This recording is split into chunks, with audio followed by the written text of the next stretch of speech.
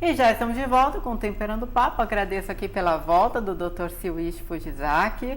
Continuamos com o Dr. Plínio Souza também aqui no Temperando o Papo. Plínio de Souza, ele que é Master Coach e terapeuta. E o Dr. Silwishi, ele é geriatra e também urologista. E agora a gente vai falar, sobre o alcoolismo relacionado à disfunção erétil. Doutor, fala pra gente, relaciona pra gente o alcoolismo e a disfunção erétil. É uma causa também? Sim, sem dúvida. A ingestão do álcool, ela tem diferentes fases, né, de alteração orgânica e psicoemocional, com certeza também, em função da quantidade, né, da quantidade da ingestão do álcool em si. E então ele vai tendo diferentes fases, né? Tá? Então ele vai atingir a fase inicial de euforia, aí ele vai chegar até a última fase, que seria coma, por exemplo, né? Agora o intermediário, ele vai passar por uma fase que existe um descontrole do equilíbrio de reações, por exemplo, né? Então nessa fase, no que diz respeito a uma rigidez, uma ereção, ela vai descontrolar a parte circulatória, né? Então uma fase inicial ela é até benéfica, né? Principalmente, eu diria que tira aquela timidez, né? Essa euforia até dá uma melhora. Mas, mesmo que pare a ingestão, o organismo ele continua absorvendo o álcool, né? Infelizmente, né? Então, aí começa a entrar numa fase que a resposta se torna deficiente. Entendi. Agora chega a gerar a perda da libido? Sim, sem dúvida também, interfere, né? Sim. Agora, uma curiosidade, é mito ou verdade, doutor Plínio, sobre a cocaína? No momento que a pessoa usa a cocaína, quando ela parte para atividade sexual, ela tem um desempenho maior com o uso dessa droga ou é mito? Não necessariamente, né? Os depoimentos que nós temos dos usuários, de muitos deles, na verdade, uma impotência durante o efeito dessa substância droga no corpo. Então, algumas pessoas têm, né, ou seja, conseguem linkar o prazer sexual com o uso da cocaína, mas muitas pessoas, eu acho até que a maioria, não consegue ter relação sexual sob o efeito da cocaína. Eles estão buscando prazer em outra fonte, né? O prazer emocional da completude que a droga dá, né, de uma certa fissura, uma ligação, mas isso não necessariamente tem conexão com libido. Entendi. Agora, voltando aqui para o assunto sobre o tratamento da clínica Ápice e desenvolvimento humano, vocês estão fazendo o tratamento da ex-modelo Leomi Marques, que saiu em todos os noticiários, né? Da Loemi, sim. Loemi. Loemi Marques. E fala pra gente como está sendo o processo de tratamento dela. E você também falou sobre uma curiosidade, porque ela estava na Cracolândia, né? E lá, conta pra gente a história dela, o que ela vivenciou naqueles anos ali. Ela passou por um período de 2 anos lá? 2 anos como moradora de rua na Cracolândia, né? E essa experiência é uma experiência muito cruel, né? Uma experiência muito dura. E é claro que isso afeta o comportamento das pessoas, né, que ficam lá. Então é uma experiência ali muito próximo da sobrevivência, a necessidade de sobrevivência, a hostilidade entre eles, o processo de competição ali pelo uso da droga, por um lugar para dormir, pela proteção sexual, né, porque o abuso sexual ali da usuária também era muito eminente. Acontece constantemente. A Loemi mesmo disse que precisava muitas vezes ficar acordada à noite, não dormia à noite, usava ficando acordada, porque não queria também ser abusada à noite. Então, os poucos momentos que ela dormia eram ao longo do dia, né? Então, ela nessa primeira fase, ela está numa clínica, né, para desintoxicação e recuperação. Então, foi uma fase inicial de desintoxicação, onde ela ficou 1 mês mas mesmo sendo medicada, né, recebendo um medicamento para que ela passe pelo processo sem sofrimento de desintoxicação, sem crise de abstinência violenta. Sim. Né? E aí também existe todo um processo aí de readequação comportamental, né, da pessoa, à convivência, a uma convivência saudável, né? Para isso também é muito importante a clínica, os grupos na clínica, os momentos de convivência, porque ela tinha uma convivência menos saudável lá, né? E agora, então, trabalhando essa convivência saudável, e agora de 1 mês para cá, né? A gente já está aí com 2 meses e pouco de processo, começou o processo mesmo da Ápice, né? Trabalhando a questão emocional dela, a estrutura mais profunda de causas dessa questão, né?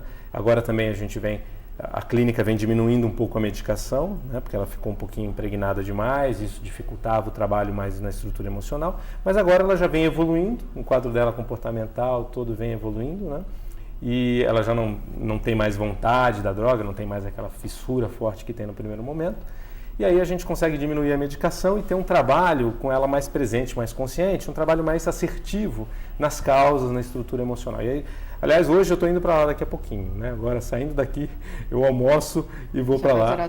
Estou fazendo esse trabalho uma vez por semana e a clínica, na verdade, é no interior, né? É no interior? Fica localizada onde, doutor? Ela está na região de Sorocaba. Nesse momento, né?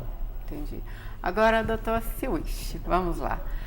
Fala pra gente sobre principalmente a sexualidade e os vícios. Acredito que vocês podem responder em conjunto essa pergunta.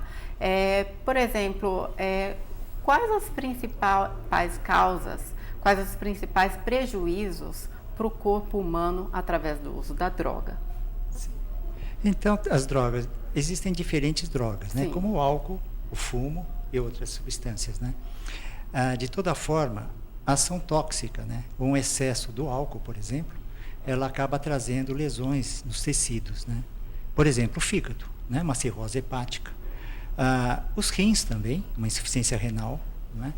E alterações ou lesões desses tecidos acabam trazendo uma repercussão com relação a uma estabilidade do resto do organismo, quer seja da parte circulatória, vascular, né? Quer dizer, poderia estar relacionado, então, a uma condição de uma resposta de ereção. O sistema metabólico também, a tireoide, os hormônios, né, também são influenciados também. Então, toda droga, com o tempo, ou dependendo da condição, ela acaba trazendo essas lesões. Agora fala para mim, doutor Plínio, com todas essas lesões, você me disse no bloco anterior que já tiveram pessoas que passaram pela sua clínica depois de 40 internações. Conta para mim, depois de todo o tratamento que vocês fazem, o que vocês realmente não conseguem recuperar dessas pessoas, ou a partir dali ela tem uma vida nova e realmente todo o processo, até mesmo fisiológico, vai ser recuperado? Então, o processo fisiológico, na maioria das vezes, pode ser recuperado, né? Mesmo dos casos mais graves. Muitas vezes faz parte do processo também a parceria com outros profissionais, outros métodos, né, que sendo aplicados conjugadamente vão trazer um resultado mais forte ainda. Então, por exemplo, se você trabalha a estrutura emocional de uma pessoa que ficou impotente já também, para a vida como um todo, inclusive sexualmente falando, por conta de uso intenso do álcool por muitas décadas. Então, essa pessoa, nós vamos reestruturar os relacionamentos, uma pessoa que vai conseguir se limpar das suas mágoas e restabelecer conexão com os familiares de uma maneira saudável, vai desenvolver projeto de vida, de futuro, profissional, afetivo, ou seja, a pessoa começa a sonhar, tudo isso já mexe quimicamente com o corpo, né? Quando ela também não tem mais buraco, vazio emocional, se sente naturalmente mais confiante, feliz, tudo isso já traz uma reorganização da própria produção de substâncias no corpo dela, né? Os hormônios, enfim, ela está produzindo saúde agora. Então isso já vai organizando. No entanto, se, digamos assim, a lesão já foi grande demais, o prejuízo já foi grande demais, por exemplo, na área sexual, nós então recomendamos um profissional, né, como o caso do Dr. Siwish, para um trabalho nesse sentido, né? Porque afinal de contas, o que nós queremos? Nós queremos que a pessoa tenha uma felicidade o mais plena possível, natural, com produção própria, né? Ou seja, através do afeto, do lazer e também da vida sexual, né? Então, fica evidente que para a pessoa ela não está completa sexualmente e a sexualidade reestabelecida vai trazer mais felicidade e completude e menos possibilidade de recaída em relação às drogas, é claro que nós queremos que um profissional especializado nisso possa ajudar na resolução desse quesito especificamente. Mas muitas vezes nós também temos outros profissionais, por exemplo, com reeducação alimentar, né?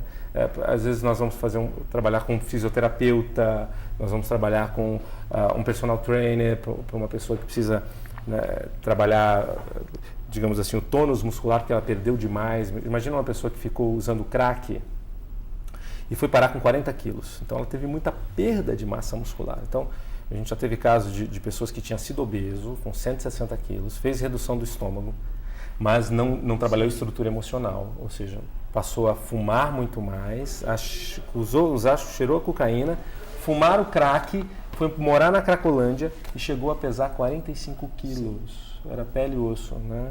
Então essa pessoa também, ela precisa de um profissional de nutrição que vai ajudar, precisa muitas vezes de um personal trainer, de um fisioterapeuta que vai fazer com que ela tenha um programa de desenvolvimento de massa muscular. Claro. Né?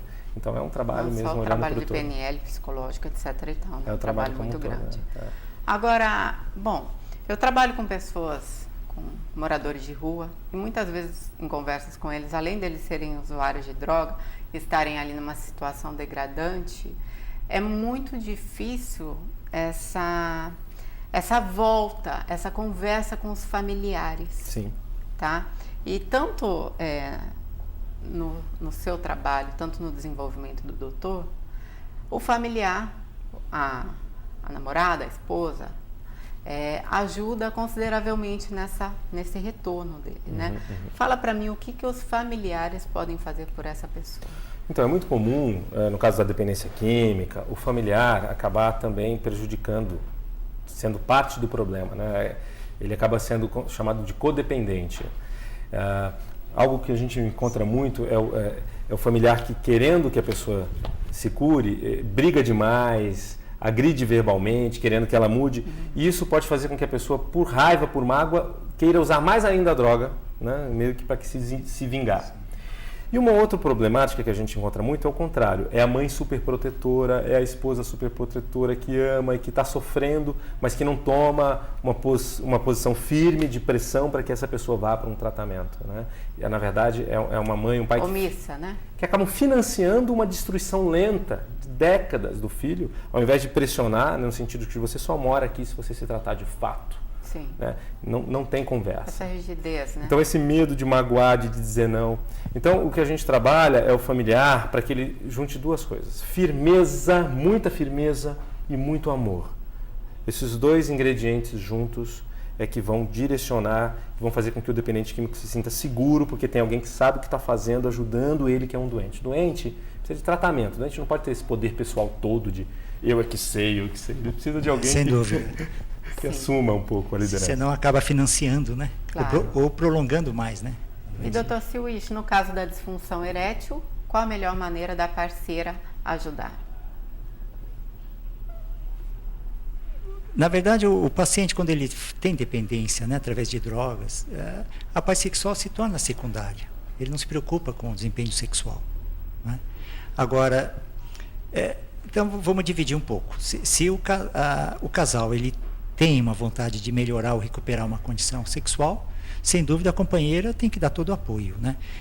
Eu acho que da mesma forma que o homem também, ele deve apoiar, por exemplo, no tratamento estético, né? Que é comum as mulheres quererem fazer uma ter um procedimento mais para ficar mais bonita, né?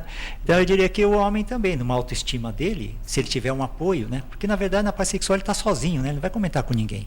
Então esse apoio da companheira, da esposa, é fundamental. Claro. Somente isso. Bom, vou agradecer aqui o Dr. Plínio de Souza, que participou do Temperando Papo. Para vocês que quiserem entrar em contato com ele, gente, o site é apicedesenvolve.com.br e o Dr. Siwish Fujizaki, que o site é saudeh.com.br. Agradeço a vocês dois por estarem aqui. Foi muito satisfatória a entrevista, viu? Obrigado, Ariane. E a gente vai para um rápido intervalo. Você não sai daí não, que eu vou comprar lá outro cá. Temperando o Papo volta já.